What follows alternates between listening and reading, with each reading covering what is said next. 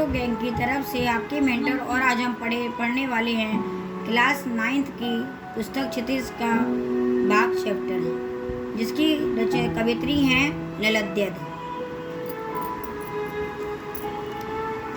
पहले हम लोग ललद्यद के बारे में जानेंगे। यह एक कश्मीर की लोकप्रिय कवित्री हैं।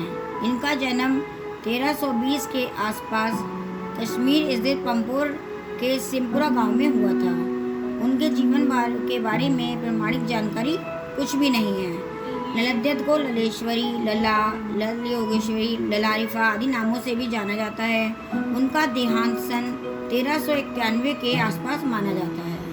ललद्यद की काव्य शैली को बाघ कहा जाता है। जिस तरह हिंदी में कबीर के दोहे, मीरा के पद, तुलसी की चौपाई और रसखान के सवैये प्रसिद्ध हैं, उसी तरह ललद्यद के बाघ प्रसिद्ध हैं। अपने बाघों के जरिए उन्होंने जाति और धर्म की संकीर्णताओं से ऊपर उठकर भक्ति के ऐसे रास्ते पर चलने पर जोर दिया जिसका जुड़ाव जीवन से हो। उन्होंने धार्मिक आडंबरों का विरोध किया और प्रेम को सबसे बड़ा मूल्य बताया। लोक जीवन के तत्वों से प्रेरित ललद्यद की रचनाओं में तत्कालीन पंडिताऊ भाषा, संस्कृत और दरबार के बोझ से दबी फारसी के स्थान पर जनता की सरल भाषा का प्रयोग हुआ है। यही कारण है कि ललद्यद की रचनाएं सैकड़ों सालों से कश्मीरी जनता की स्मृति और वाणी में आज भी जीवित है। वे आधुनिक कश्मीरी भाषा का प्रमुख स्तंभ मानी जाती हैं। विद्यार्थियों को भक्ति काल की व्यापक जनचेतना और उसके अखिल भारतीय स्वरूप से परिचित कराने के उद्देश्य से यहाँ ललद्यद के 4 बाघों का हिंदी अनुवाद किया गया है। पहले बाघ में ललद्यद ने ईश्वर प्राप्ति के लिए किए जाने वाले प्रयासों की व्यर्थता की चर्चा की है। दूसरे में बाह्य आडंबरों का विरोध करते हुए यह कहा गया कि अंतःकरण से संभावी होने पर ही मनुष्य की चेतना व्यापक हो सकती है। दूसरे शब्दों में इस माया जाल में कम से कम लिप्त होना चाहिए। तीसरे भाग में कवित्री के आत्मोचन की अभिव्यक्ति है। वे अनुभव करती है कि भवसागर से पार जाने के लिए सद्कर्म ही सहायक होते हैं। चलिए बच्चों, अब हम पढ़ते हैं बाघ। रस्सी कच्चे धागे की खींच रही मैं नाव, जाने कब सुन मेरी पुकार, करे देव भवसागर पार। पानी टपके कच्चे सकोरे, व्यर्थ प्यास वो रहे मेरे, जी में उठती रह हुक, घर जाने की चाह है घेरे। यहाँ रस्सी कहा गया है सांस को, नाव शरीर।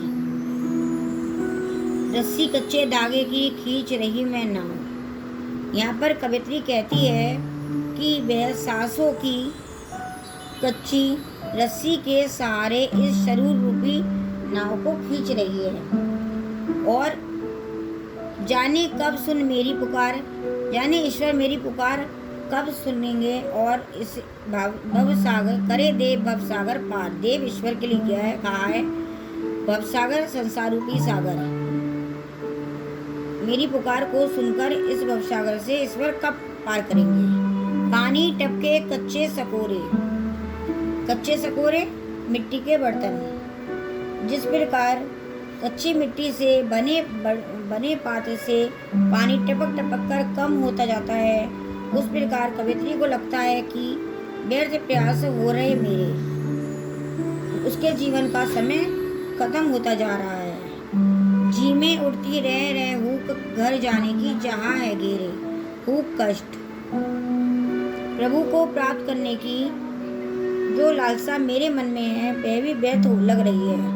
कवियत्री के मन में निरंतर एक ही इच्छा उत्पन्न हो रही है कि वह कब नश्वर शरीर को छोड़कर प्रभु के पास पहुंच जाए और सांसारिक बंधनों से मुक्ति पा सके।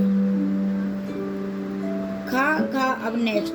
खा कर कुछ पाएगा नहीं, ना खा कर बनेगा अहंकारी, सम खा तभी होगा संभावी, खुलेगी साकल बंद द्वार की। खा कर संसार में भोग रूपी जो वस्तुएं हैं।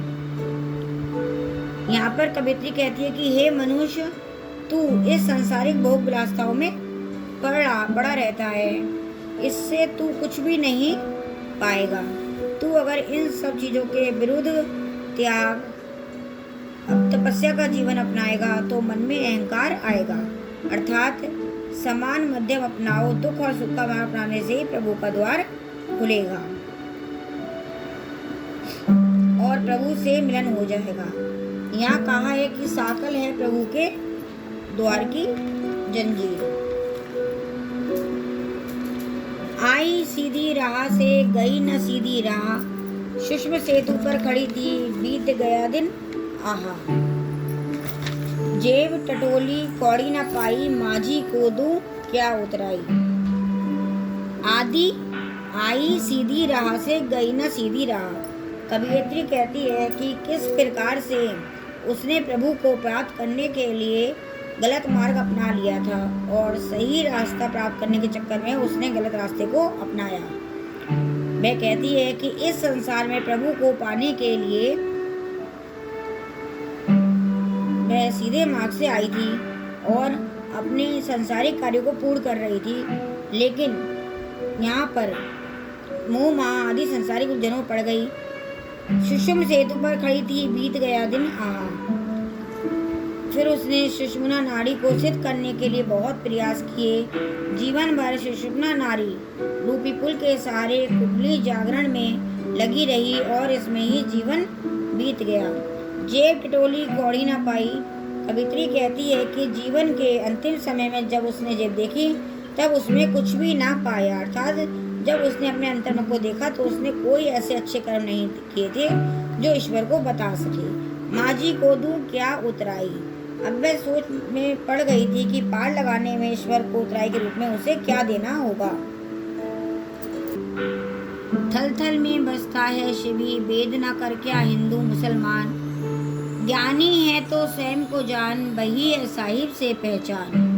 थल थल में हर जगह, शिवी ईश्वर, हिंदू मुसलमान में भेदभाव ना करना, स्वयं आत्मा का ज्ञान, साहिब से पहचान, ईश्वर की प्राप्ति।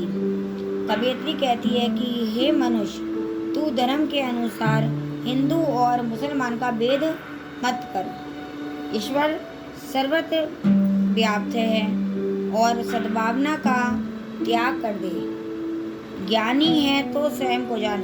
ईश्वर को समझने से पहले तू स्वयं के बारे में सोच, क्योंकि इससे प्रभु की पहचान हो जाएगी और क्योंकि प्रभु आपके हृदय में ही रहते हैं। धन्यवाद बच्चों। हमारा वीडियो अगर आपको पसंद आए तो इसे लाइक, कमेंट, शेयर जरूर करें और हमारे चैनल को सब्सक्राइब करें।